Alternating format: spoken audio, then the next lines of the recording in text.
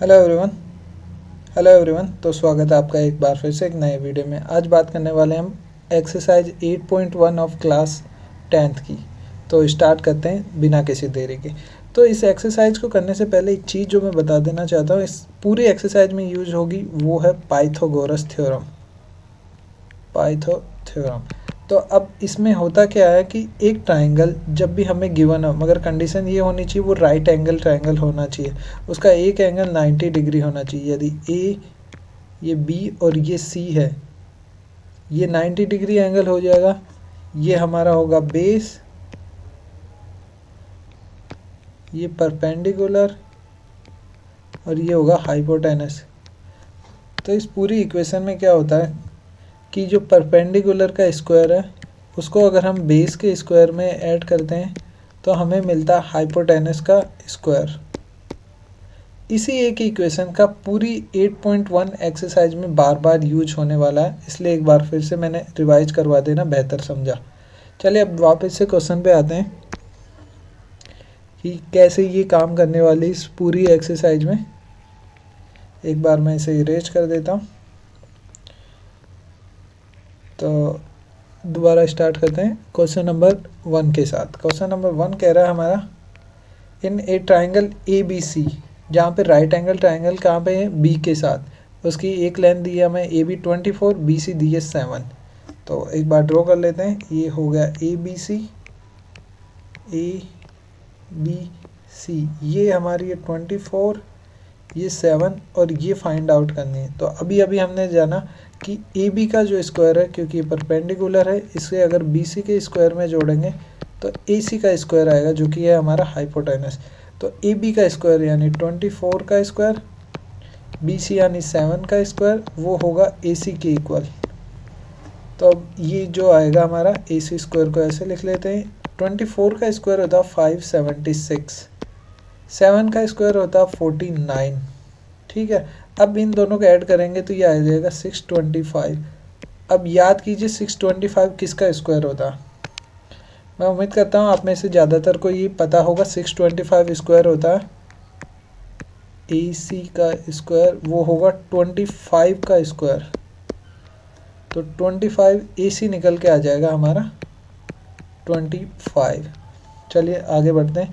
हमने अभी तक एक चीज़ पता कर ली, जो था हमारा हाइपोटेनस, वो है 25।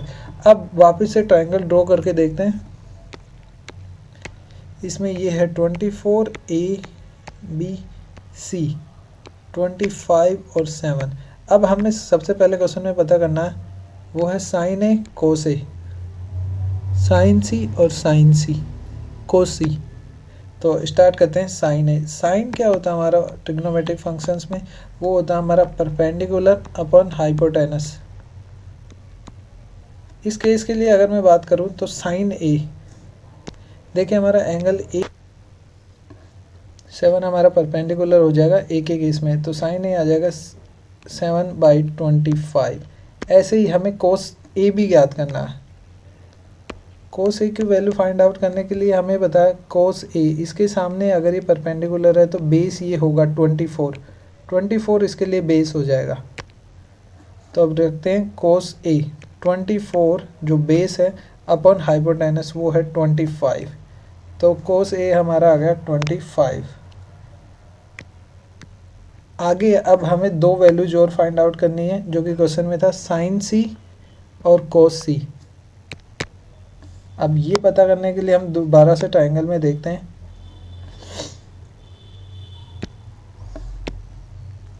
एक बार फिर से ट्राइंगल ड्रॉ करके देखते हैं हम, ताकि आपको समझने में आसानी हो। ये है ए बी सी, ये होगा 24 7 25। साइन सी ये हो जाएगा, सी एंगल ये है, तो साइन सी जब हम निकालने जाएंगे तो इसके लिए जो परपेंडिकुलर होगा वो ये साइड होगी, और जो बेस होगा वो ये वाली साइड होगी। तो साइन सी के लिए हमें पता परपेंडिकुलर 24 अपॉन बेस, क्या 24 अपॉन हाइपोटेनस, वो हो जाएगा 25। ठीक है, अब कोस सी में निकालने जाऊंगा तो कोस सी हो जाएगा बेस, जो कि है 7 अपॉन 25। तो जो वैल्यूज आ गई हमें जो फाइंड आउट करनी थी वो साइन सी, कॉस ए और साइन ए, चारों वैल्यूज हमने निकाल ली और यही हमारा आंसर है इस क्वेश्चन का। चलिए आगे बढ़ते हैं। अब एक बार के लिए जितने भी ये हाइपोटेनस, बेस और परपेंडिकुलर की वैल्यूज हो सकती है पाइथागोरस थ्योरम में, उन्हें रिवाइज कर लेते हैं। ये आपके लिए काफ़ी हेल्पफुल हो जाएगी अगर आप इन चीज़ों को ध्यान रखेंगे। जैसे 3 का स्क्वायर प्लस 4 का स्क्वायर करेंगे तो 5 का स्क्वायर होता। तो इसलिए मैं चाहूँगा आपको 1 to 30 एटलीस्ट 1 to 20 के स्क्वायर्स याद हो, क्योंकि 30 का बहुत रेयर होता है। खाली एक केस है जो बार बार आपको देखने को मिलेगा, वो मैंने मार्कअप कर दिया। 20 to 21 और 29 इनके स्क्वायर्स इक्वल होते हैं। एक बार मैं बता दूं, 20 का स्क्वायर होता है 400, 21 का स्क्वायर होता है 441 और 29 का होता है इन दोनों का सम 841। तो एक बार के लिए अगर आप ये स्क्वायर्स 1 to 30 वाले याद कर लेंगे तो आपको काफ़ी हेल्प मिल जाएगी। इंटरनेट पे अवेलेबल होंगे, अदरवाइज ये 4 से 6 मैंने भी डिनोट कर दिए हैं, मगर फिर भी मैं कहूँगा अगर आपको ये याद है, अच्छे से रिमेंबर किया आपने, तो एग्ज़ाम काफ़ी हेल्पफुल हो जाएगा आपके लिए।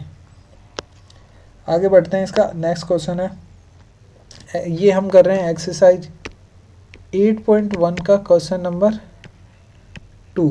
क्वेश्चन नंबर 2 है, हमें एक फिगर दिया हुआ है जिसमें एक एंगल है इसका 90 डिग्री, दूसरी दो साइड्स है 12 और 13। अब आपको स्क्वायर अगर याद हैं तो आप डायरेक्ट कर सकते हैं, अदरवाइज पहले पाइथागोरस थ्योरम लिखते हैं। पी क्यू स्क्वायर जो कि इसका परपेंडिकुलर हो जाएगा इस केस में, प्लस क्यू आर का स्क्वायर करेंगे जो कि बेस है, वो होगा हाइपोटेनस पी आर के स्क्वायर के बराबर। तो पी क्यू की वैल्यू है हमारे पास 12 का स्क्वायर, क्यू आर की वैल्यू है हमारे पास जो फाइंड आउट करनी है हमको, और पी आर का स्क्वायर हो जाएगा 13 का स्क्वायर। तो ये होता है 144 प्लस क्यू आर का स्क्वायर इज इक्वल टू 169। तो यहाँ से जो हमें क्यू आर की वैल्यू निकल के आएगी, ये वैल्यू उधर जाएगी, माइनस हो जाएगी, तो ये हो जाएगा क्यू आर का स्क्वायर 169 माइनस 144, जो कि आ जाएगा Q R is equal to Q R का स्क्वायर 25। अब 25 किसका स्क्वायर होता है? क्यू आर, वो हो जाता है हमारे लिए 5 का स्क्वायर। इसलिए मैंने कहा अगर आपको 1 to 20 स्क्वायर अच्छे से आते हैं तो आप इनको इजीली कर सकते हैं। ये पेयर हमारा यहीं पे गिवन था 5, 12 और 13 का। आप एक बार इनको अच्छे से रिमेम्बर कर लीजिए, आपके एग्ज़ाम में काफ़ी हेल्पफुल होने वाले हैं। अच्छा, अब क्वेश्चन में हमें क्या पूछा है? tan p। अब वापस से एक बार ट्राइंगल ड्रॉ कर लेते हैं। ये हमारा था पी क्यू आर, जो ट्राइंगल हमें गिवन था कुछ ऐसा ही था, tan p q r। अब पी क्यू की वैल्यू 12 थी, ये 13 गिवन था और ये 5 हमने फाइंड कर लिया। अब हमें दो डिफरेंट एंगल्स के लिए वैल्यूज पता करनी है, एक तो एंगल P के लिए और एक एंगल R के लिए। ये होगा एंगल P और दूसरा होगा एंगल R। ठीक है, तो नीचे बढ़ते हैं। तो ये हमें पूछा tan P minus cot R। tan हमारा क्या फंक्शन होता है? tan के लिए ये थीटा ये हो जाएगा और इसे अल्फ़ा मान सकते हैं। अभी के लिए छोड़िए, आप केवल इसे ध्यान रखिए, एक एंगल हमारा ये है, दूसरा एंगल ये है, ये 90 डिग्री है। तो tan P, tan क्या होता है हमारा? Perpendicular upon base, perpendicular upon base. Perpendicular इस केस में अगर हम बात करें तो tan P होगा हमारा इस एंगल P के लिए, दोबारा देखिए, इस एंगल P के लिए ये हमारा होगा परपेंडिकुलर। 90 डिग्री के साथ जो जाएगा अपोजिट में आएगा वो P आएगा, और ये वैल्यू है 5। परपेंडिकुलर हो गया 5, और जो बेस होगा जिस पे एंगल बना हुआ है वो बेस हो जाएगा, वो होगा 12। दूसरी वैल्यू पूछी थी हमसे कोट R की, इस एंगल के लिए, इस एंगल के लिए ऐसे करते हैं, कोट R हो जाएगा हमारा, कोट होता है हमारा बिल्कुल tan का अपोजिट, मगर ये होगा बेस अपॉन परपेंडिकुलर। यहाँ देखिए हमें निकालना था tan के साथ p और यहाँ कोट के साथ r। r के लिए जो मैं बात करूँगा, r के लिए कोट r बेस हो जाएगा, जिस पे एंगल बना हुआ वो है 5, परपेंडिकुलर जो अपोजिट साइड का है, अपोजिट साइड का एंगल जो है वो परपेंडिकुलर हो जाएगा और वो है 12, तो ये हो जाएगा 12। अब हमें निकालना था tan p minus cot r,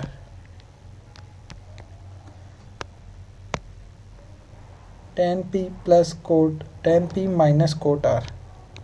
tan p की वैल्यू 5/12 माइनस कोट की वैल्यू है 5/12। अब आपको पता दो सेम वैल्यूज में से कुछ भी माइनस करेंगे तो वो 0 ही आएगा, तो यहाँ जो आंसर आएगा हमारा वो 0 होगा। सेकंड का आंसर हमारा 0 आ गया। आगे बढ़ते हैं क्वेश्चन नंबर 3 पे। सेम चीज़ है, बार बार से सेम चीज़ का यूज हो रहा। देखिए sin 3/4, आपने अगर वो 3, 4, 5 एक तरीके से फिर से पाइथागोरस थ्योरम यूज हो रही है और ये ट्रिपलेट होता है 3, 4, 5 का। ये एक बार के लिए बताने के लिए कर दिया, मगर एग्जाम में हमें पूरा आंसर लिखना पड़ेगा। तो एग्जाम में करने के लिए हम कैसे करेंगे एक बार वो भी देख लीजिए। सबसे पहले हमें जो गिवन है वो करते हैं। जो गिवन है हमें वो है एक ट्राइंगल होगा sin 3/4। इस केस में ट्राइंगल गिवन नहीं है, हम एक ट्राइंगल ड्रॉ कर लेंगे इसे मानते हुए ये ए। अभी तक हमने इस एंगल को ही ए माना था, हम वापस से उसे ही ए मानते हैं। ए, बी और सी।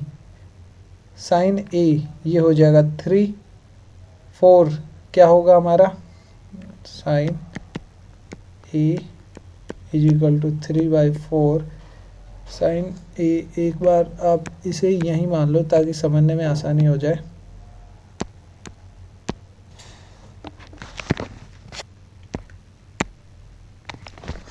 ये हो जाएगा ए, बी और ये सी। तो साइन ए होता है, साइन हमारा होता है फंक्शन, साइन फंक्शन होता है हमारा परपेंडिकुलर पी अपॉन हाइपोटेनस। इस केस में अगर साइन ए के लिए मैं बात करूँ, परपेंडिकुलर होता है अपोजिट साइड का एंगल, तो ए की वैल्यू हमने 3 रखी, हाइपोटेनस 4 है। इस केस में देखिए 3, 4, 5 का हमें ट्रिपलेट भले ही पता मगर इसमें यूज नहीं हो पाएगा। वजह ये है कि जो हमारा परपेंडिकुलर था वो 4 होता था और ये बेस होता था, ये पी होता था, बेस होता था, ये हाइपोटेनस होता था। मगर इस केस में जो हम ये वैल्यूज डिफरेंट है, हमारा बेस है, एक बार के लिए मैं आपको फॉर्मूला लिख के बताता हूँ। पाइथागोरस थ्योरम कहती है कि बेस का स्क्वायर प्लस परपेंडिकुलर का स्क्वायर होगा हाइपोटेनस के स्क्वायर के इक्वल। तो इस केस में बेस जो हमारा है वो इस एंगल के लिए ए बी होगा, A B square plus perpendicular हमारा सी बी होगा जो कि है 3 का स्क्वायर और हाइपोटेनस हमारा इस केस में 4 का स्क्वायर। तो ए बी हो जाएगा स्क्वायर के साथ ये 4 में ये 3 उधर जाएगा, माइनस हो जाएगा इस साइड जाने पे, 4 स्क्वायर माइनस 3 स्क्वायर। 4 का स्क्वायर होता है 16, 3 का स्क्वायर होता है 9, ये वैल्यू आ जाएगी हमारी 7। तो ए बी का स्क्वायर आ रहा है हमारे पास 7। अब ए बी से दूसरी तरफ जाएंगे, ए बी की वैल्यू आ जाएगी √7। ठीक है। अब जो ट्राइंगल हमें था गिवन वो ये था ए बी सी, ये हमारे लिए 3 थी वैल्यू, ये 4 थी और ये 7 हमने फाइंड आउट कर ली। अब जो क्वेश्चन है हमारा वापस से देखते हैं। इसमें पूछा हमें cos A और tan A की वैल्यू। तो सबसे पहले देखते हैं cos A क्या होता है। cos A होता है बेस अपॉन हाइपोटेनस। इस केस में cos A कितना हो जाएगा, बेस है हमारा 7 7 और हाइपोटेनस हमारे लिए 4, 7 नहीं √7। और ऐसे ही cos A हो गया और हमें tan A निकालना था। दूसरी वैल्यू थी tan A। tan A क्या होता है? tan A होता है परपेंडिकुलर अपॉन बेस। परपेंडिकुलर इस केस में क्या है? 3 और बेस क्या है? √7। तो ये हो जाएगा 3 अपॉन √7। तो दो वैल्यूज आ गई। ये भी रूट में हो जाएगा √7/4 और 3/√7। ये मैं डायरेक्ट आपको जल्दी बता रहा हूँ, लैंग्वेज आप अपने आप बना लेना, इतना मुश्किल नहीं है लैंग्वेज बनाना अगर आपको कंसेप्ट पता है तो। चलिए आगे बढ़ते हैं नेक्स्ट क्वेश्चन में। फिर से वही पाइथागोरस थ्योरम का यूज। तो सबसे पहले देखेंगे कोट ए क्या होता है। कोट की वैल्यू जो होती है किसी भी एंगल के लिए, यदि ये ए है, ये बी है, ये 90 डिग्री का एंगल है और ये सी है, तो कोट फंक्शन जो हमारा होगा अपोजिट होगा tan का। tan था हमारा क्या? tan ए होता था बेस, tan ए होता था परपेंडिकुलर अपॉन बेस। तो कोट होता है इसका अपोजिट बेस अपॉन परपेंडिकुलर। ठीक है, तो कोट ए, तो यहाँ है 15 cot A is equal to 8।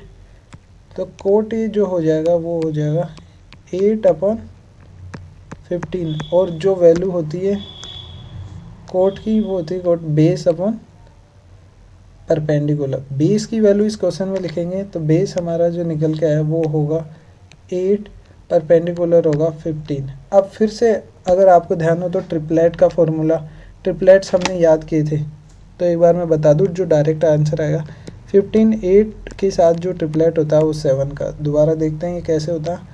तो यहाँ से देखिए CB का स्क्वायर प्लस AB का स्क्वायर होगा AC के स्क्वायर के बराबर।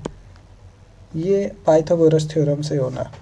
अब CB कितनी है? 15 का स्क्वायर, AB कितना? 8 का स्क्वायर और AC स्क्वायर हमें फाइंड आउट करना। तो ये आता है 225, ये होता है 64 और ये हो जाता है AC का स्क्वायर।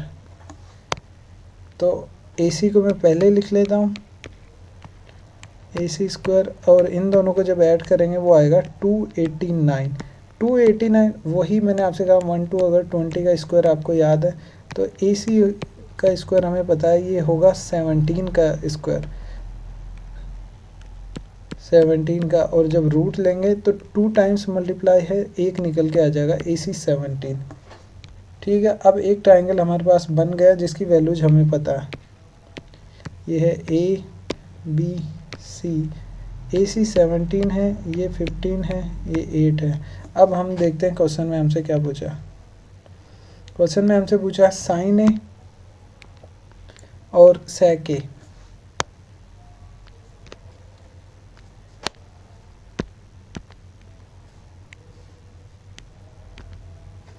तो साइन ए हमारा होता है perpendicular upon hypotenuse.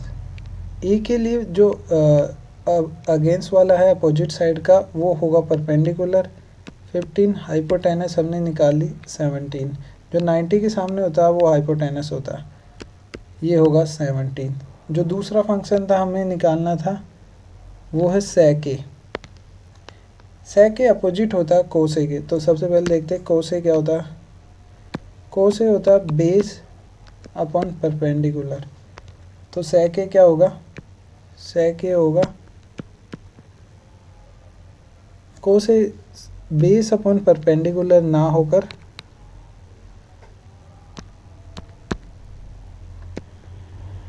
Base upon hypotenuse होता।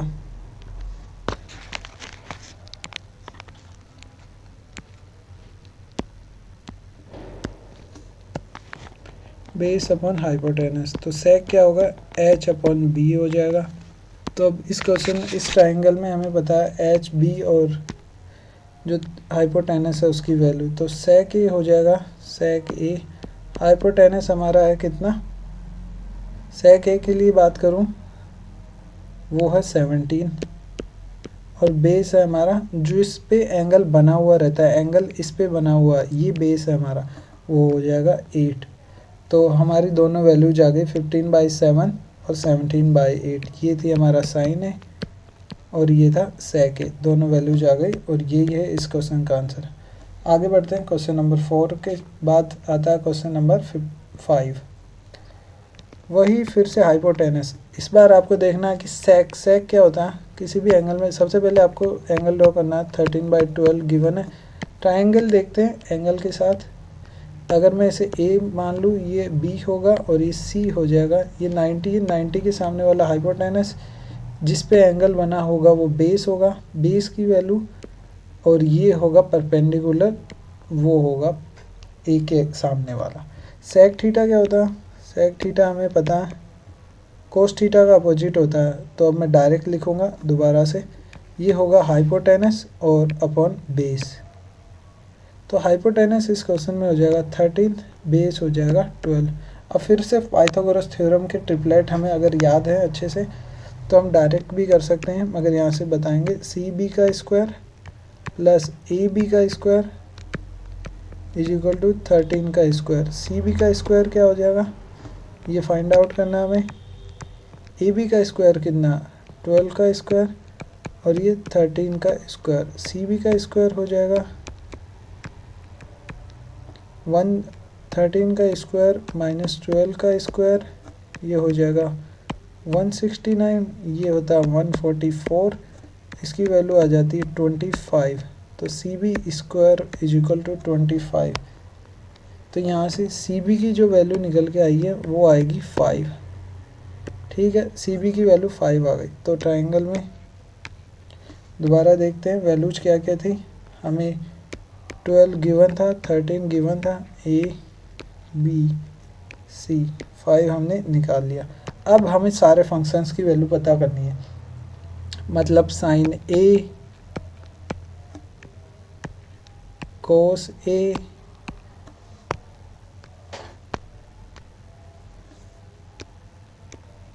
टेन ए, कोट ए और ये हो जाएगा कोसेक ए। इसकी वैल्यू हम नीचे देखेंगे। तो सबसे पहले अगर मैं साइन ए की बात करूँ, साइन ए हो जाता है परपेंडिकुलर अपॉन हाइपोटेनस। इस ट्राइंगल में बात करूँ तो परपेंडिकुलर होगा 5, एंगल ए के सामने का जो होगा परपेंडिकुलर होगा, और हाइपोटेनस होगा जो 90 के सामने होगा, ये हो जाएगा 5/13। कोसे क्या होता है? कोसे होता है हमारा बेस। बेस क्या होता है? बेस होता है जिस पे एंगल बना हुआ होता है। इस पे जो एंगल हमारा बना हुआ वो है इस साइड पे,